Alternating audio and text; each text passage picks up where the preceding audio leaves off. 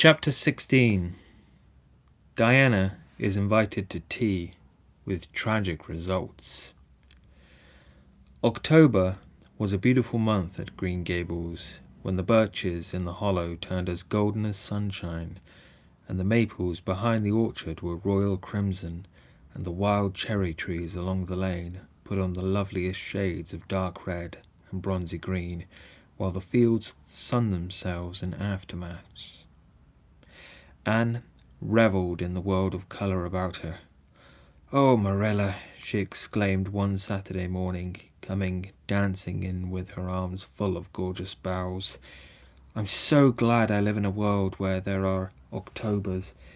It would be terrible if we just skipped from September to November, wouldn't it? Look at these maple branches. Don't they give you a thrill? Several thrills? I'm going to decorate my room with them." "Messy things," said Marilla, whose aesthetic sense was not noticeably developed. "You clutter up your room entirely too much with out-of-doors stuff, Anne. Bedrooms were made to sleep in." "Oh, and dream in too, Marilla. And you know, one can dream so much better in a room where there are pretty things. I'm going to put these boughs in the old blue jug and set them on my table." "Mind you don't drop leaves all over the stairs then. I'm going to a meeting of the Aid Society at Carmody this afternoon, Anne, and I won't likely be home before dark. You'll have to get Matthew and Jerry their supper, so mind you don't forget to put the tea to draw until you sit down at the table as you did last time." "It was dreadful of me to forget," said Anne apologetically, "but that was the afternoon I was trying to think of a name for Violet Vale, and it crowded other things out. Matthew was so good, he never scolded me a bit. He put the tea down himself and said we could wait a while as well as not. And I told him a lovely fairy story while we were waiting, so he didn't find the time long at all. It was a beautiful fairy story, Marilla. I forgot the end of it, so I made up an end for it myself, and Matthew said he couldn't tell where the join came in."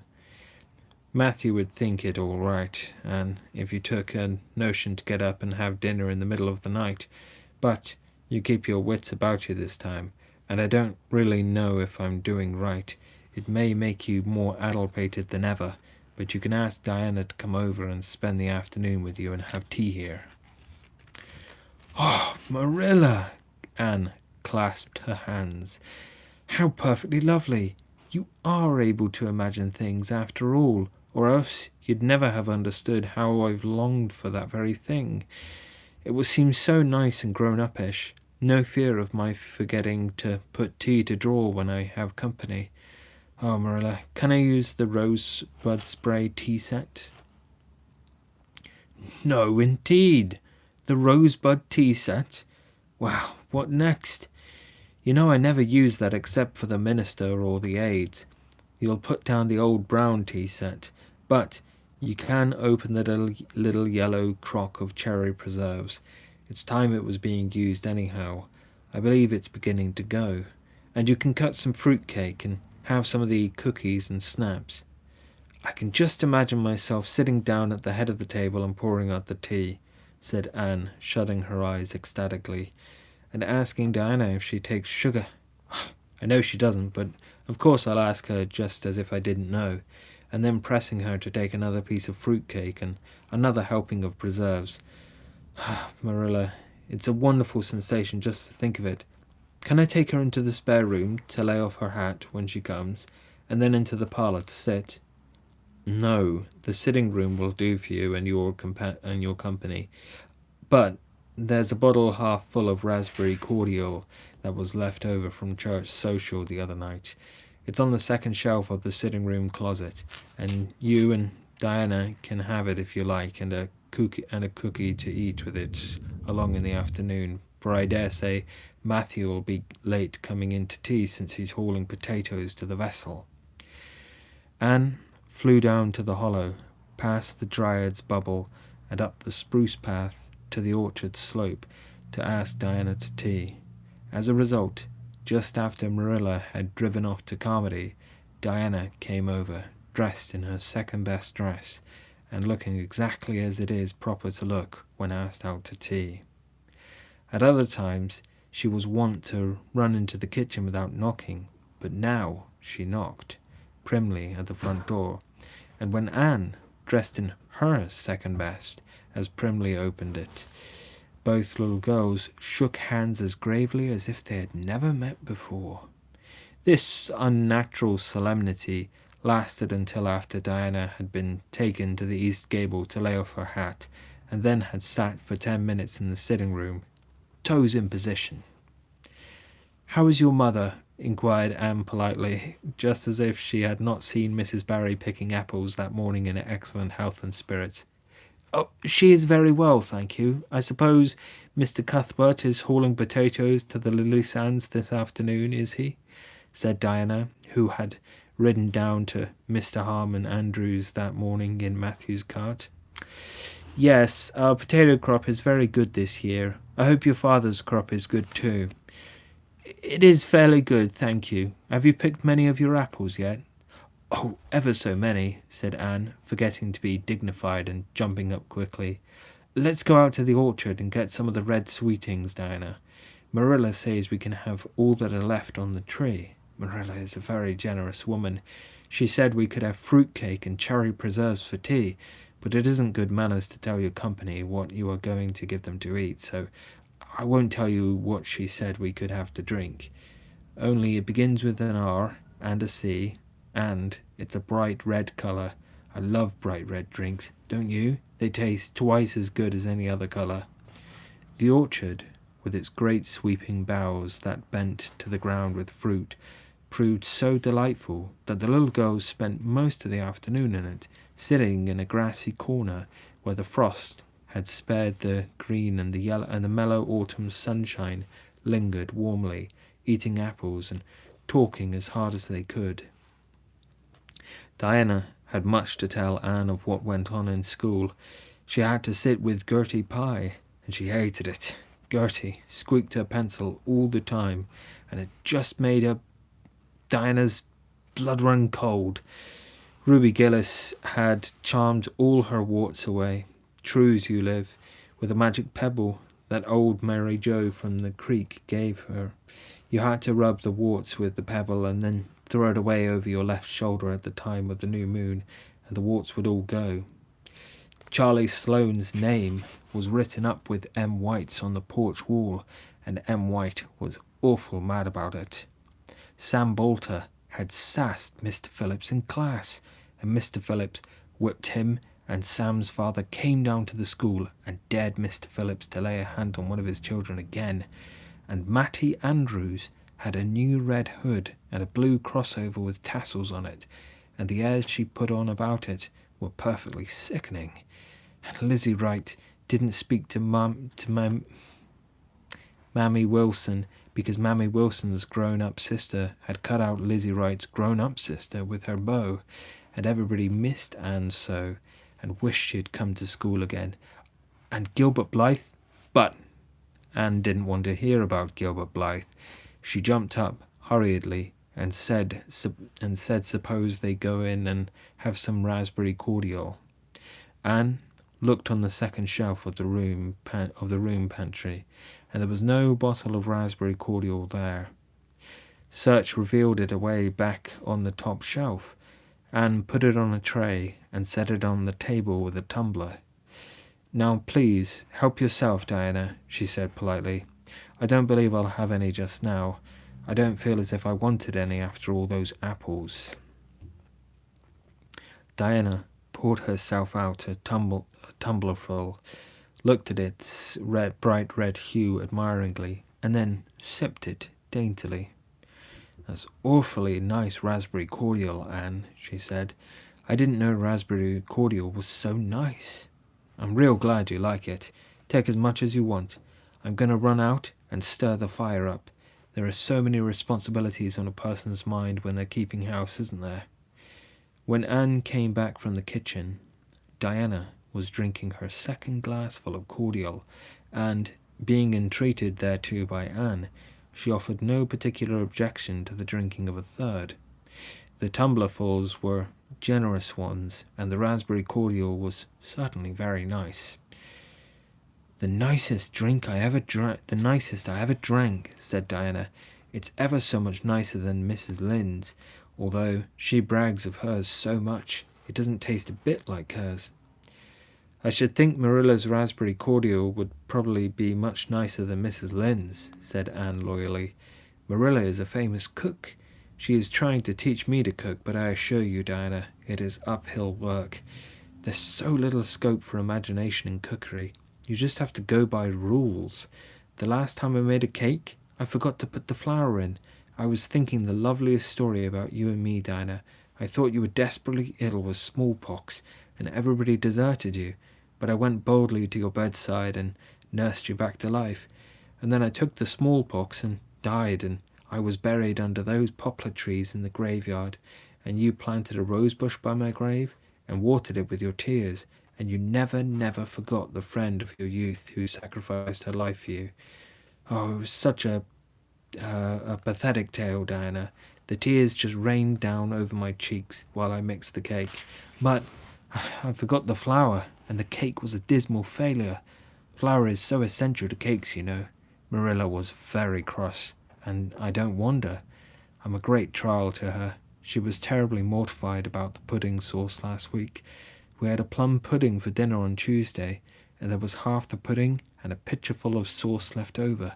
Marilla said there was enough for another dinner and told me to set it on the pantry shelf and cover it. I meant to cover it just as much as could be, Diana, but when I carried it in, I was imagining I was a nun. Of course, I'm a Protestant, but I imagined I was a Catholic, taking the veil to bury a broken heart in cloistered seclusion. And I forgot all about covering the pudding sauce. I thought of it next morning and ran to the pantry. Diana, fancy if you can my extreme horror at finding a mouse drowned in that pudding sauce. I lifted the mouse out with a spoon and threw it out in the yard, and then I washed the spoon in three waters. Marilla was out milking, and I fully intended to ask her when she came in if I'd give the sauce to the pigs. But when she did come in, I was imagining that I was a frost fairy going through the woods, turning the trees red and yellow, whichever they wanted to be. So I never thought about the pudding sauce again, and Marilla sent me out to pick apples. Well, Mr. and Mrs. Chester Ross from Spencervale came here that morning. You know, they are very stylish people, especially Mrs. Chester Ross. When Marilla called me in, dinner was all ready, and everybody was at the table. I tried to be as polite and dignified as I could be, for I wanted Mrs. Chester Ross to think I was a ladylike little girl, even if I wasn't pretty. Everything went right until I saw Marilla coming with the plum pudding in one hand and the pitcher of pudding sauce warmed up in the other. Diana, that was a terrible moment. I remembered everything, and I just stood up in my place and shrieked out, Marilla, you mustn't use that pudding sauce. There was a mouse drowned in it. I forgot to tell you before. Oh, Diana, I shall never forget that awful moment if I live to be 100. Mrs. Chester Ross just looked at me, and I thought I would sink through the floor with mortification. She is such a perfect housekeeper, and fancy what she must have thought of us. Marilla turned red as fire, but she never said a word then. She just carried that sauce and pudding out, and brought in some strawberry preserves. She even offered me some, but I couldn't swallow a mouthful. It was like heaping coals of fire on my head. After Mrs. Chester went away, Marilla gave me a dreadful scolding. Why, Diana, what is the matter? Diana had stood up very unsteadily. Then she sat down again, putting her hands to her head. I'm awful sick, she said a little thickly. I must go right home. Oh, you mustn't dream of going home without your tea, cried Anne in distress. I'll get it right off. I'll go and put the tea down this very minute. I must go home, repeated Diana stupidly but determinedly. Let me get you a lunch anyhow, implored Anne.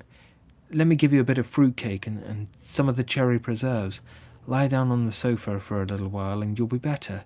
Where do you feel bad? I must go home, said Diana, and that was all she would say. In vain, Anne pleaded. "I never heard of company going home without tea," she mourned. "Oh, Diana, do you suppose that it's possible you're really taking the smallpox? If you are, I'll go and nurse you. You can depend on that. I never forsake you. I'll never forsake you. But I do wish you'd stay till after tea. Where do you feel bad?" "I'm awful dizzy," said Diana, and indeed she walked very dizzily. Anne, with tears of disappointment in her eyes, got Diana's hat and went with her as far as the Barry yard fence.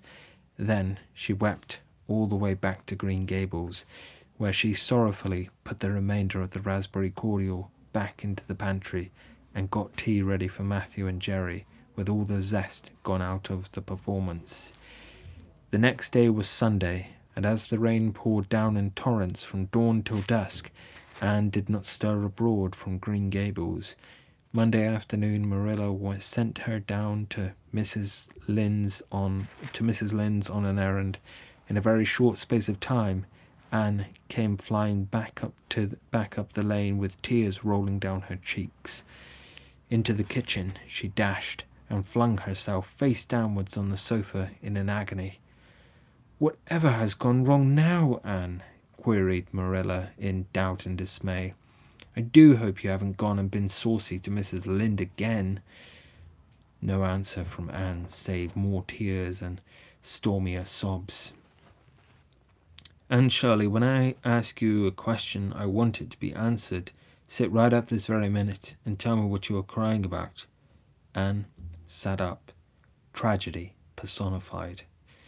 Mrs. Lynde was up to see Mrs. Barry today, and Mrs. Barry was in an awful state, she wailed.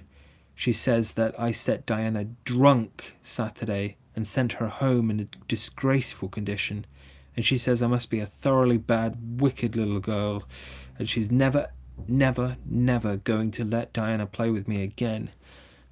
Marilla, I'm just overcome with woe." Marilla stared in blank amazement. "Set Diana drunk?" she said when she found her voice. "Anne, are you or Mrs. Barry crazy? What on earth did you give her?" "Not a thing but raspberry cordial," sobbed Anne. "I never thought raspberry cordial would set people drunk, Marilla, not even if they drank 3 big tumblerfuls as Diana did. Oh, it sounds so like Mrs. Thomas's husband, but I didn't mean to set her drunk." "Drunk fiddlesticks," said Marilla, marching to the sitting-room pantry. There, on the shelf, was a bottle which she had once recognized as one containing some of her 3-year-old homemade currant wine, for which she was celebrated in Avonlea, although certain of the stricter sort, Mrs. Barry among them, disapproved strongly of it. And at the same time Marilla recollected that she had put the bottle of raspberry cordial down in the cellar instead of in the pantry, and she had told as she had told Anne. She went back to the kitchen with the wine bottle in her hand. Her face was twitching in spite of herself. "Anne, you certainly have a genius for getting into trouble. You went and gave Diana currant wine instead of raspberry cordial. Didn't you know the difference yourself?" "I never tasted it," said Anne. "I thought it was the cordial. I meant to be so hospitable. Diana got awfully sick and had to go home. Mrs. Barry told Mrs. Lynde she was simply dead drunk. She just laughed silly-like when her mother asked her what was the matter, and went to sleep and slept for hours. Her mother smelled her breath and knew she was drunk. She had a fearful headache all day yesterday. Mrs. Barry is so indignant. She will never believe but what I did it on purpose." "I should think she would better punish Diana for being so greedy as to drink 3 glassfuls of anything," said Marilla shortly. "Why, 3 of those big glasses would have made her sick, even if it had only been cordial. Well, this story will be a nice handle for those folks who are so down on me for making currant wine, although I haven't made any for 3 years ever since I found out that the minister didn't approve. I just kept that bottle for sickness. There, child, don't cry. I can't see as you were to blame, although I'm sorry it happened so." "I must cry," said Anne. "My heart is broken. The stars in their course fight against me, Marilla. Diana and I are parted forever. Marilla, I little dreamed of this when we first swore our vows of friendship." "Don't be foolish, Anne. Mrs. Barry will think better of it when she finds out you're not really to blame. I suppose she thinks you've done it for a silly joke or something of that sort. You best go up this evening and tell her how it was." "My courage fails me at the thought of facing Diana's injured mother," sighed Anne. "I wish you'd go, Marilla. You're so much more dignified than I am. Likely she'd listen to you quicker than to me." "Well, I will," said Marilla, reflecting that it would probably be the wiser course. "Don't cry any more, Anne. It will be all right." Marilla had changed her mind about it being all right by the time she got back from the orchard slope. Anne was watching for her coming and flew to the porch door to meet her. "Oh, Marilla, I know by your face that it's been no use," she said sorrowfully. "Mrs. Barry won't forgive me?" "Mrs. Barry, indeed," snapped Marilla. "Of all the unreasonable women I ever saw, she's the worst. I told her it was all a mistake and you weren't to blame, but she simply didn't believe me, and she rubbed it well in about my currant wine and how I'd always said it couldn't have the least effect on anybody. I just told her plainly that currant wine wasn't meant to be drunk 3 tumblerfuls at a time, and that if a child I had to do with was so greedy, I'd sober her up with a right good spanking." Marilla whisked into the kitchen, grievously disturbed, leaving a very much distracted little soul in the porch behind her. Presently Anne stepped out bareheaded into the chill autumn dusk. Very determinedly and steadily she took her way down through the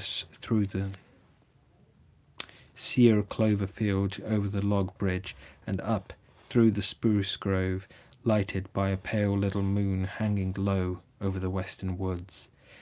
Mrs. Barry, coming to the door in answer to a timid knock, found a white-lipped, eager-eyed suppliant on the doorstep. Her face hardened. Mrs. Barry was a woman of strong prejudices and dislikes, and her anger was of the cold, sullen sort, which is always the hardest to overcome. To do her justice, she really believed Anne had made Diana drunk out of sheer malice prepense, and she was honestly anxious to preserve her little daughter from the contamination of further intimacy with such a child. "What do you want?" she said stiffly. Anne clasped her hands. "Oh, Mrs. Barry, please forgive me. I did not mean to intoxicate Diana. How could I? Just imagine if you were a poor little orphan girl that kind people had adopted and you had one bosom friend in all the world. Do you think you would intoxicate her on purpose?" "I thought it was only raspberry cordial. I was firmly convinced it was raspberry cordial. Oh, please don't say you won't let Diana play with me any more. If you do, you will cover my life with a dark cloud of woe." This speech, which would have softened good Mrs. Lynde's heart in a twinkling, had no effect on Mrs. Barry except to irritate her still more. She was suspicious of Anne's big words and dramatic gestures, and imagined that the child was making fun of her. So she said, coldly and cruelly, "I don't think you're a fit little girl for Diana to associate with. You'd better go home and behave yourself." Anne's lips quivered. "Won't you let me see Diana just once to say farewell?" she implored. "Diana has gone over to Carmody with her father," said Mrs. Barry, going in and shutting the door. Anne went back to Green Gables, calm with despair. "My last hope is gone," she told Marilla. "I went up and saw Mrs. Barry myself, and she treated me very insultingly. Marilla, I do not think she is a well-bred woman. There is nothing more to do except to pray, and I haven't much hope that that'll do much good, because, Marilla, I do not believe that God himself can do very much with such an obstinate person as Mrs. Barry." "Anne, you shouldn't say such things," rebuked Marilla, striving to overcome that unholy tendency to laughter which she was dismayed to find growing upon her. And indeed, when she told the whole story to Matthew that night, she did laugh heartily over Anne's tribulations. But when she slipped into the east gable before going to bed, and found that Anne had cried herself to sleep, an unaccustomed softness crept into her face. "Oh, poor little soul," she murmured, lifting a loose curl of hair from the child's tear-stained face. Then she bent down and kissed the flushed cheek on the pillow.